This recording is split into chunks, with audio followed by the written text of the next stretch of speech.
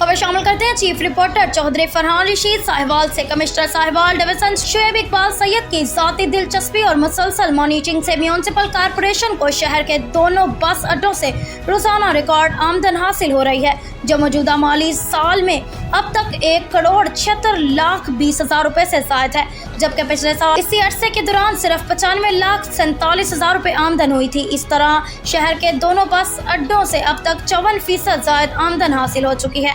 Commissioner Shoaib Iqbal Syed ने record recovery पर chief officer MC Sheikh Ishfaq Ahmad और उनकी टीम की कारकर्दगी को सराहा और हदायत की कि जिस शफाफियत और फर्ज शनासी से बस अड्डों से रिकवरी की जा रही है वो काबिल सताइश है। चीफ ऑफिसर ने बताया कि old GT road bus stand से 1 जुलाई से 10 मई तक 1,25,79,000 रुपए हासिल हुए, जबकि रोजाना रिकवरी 45,000 रुपए है।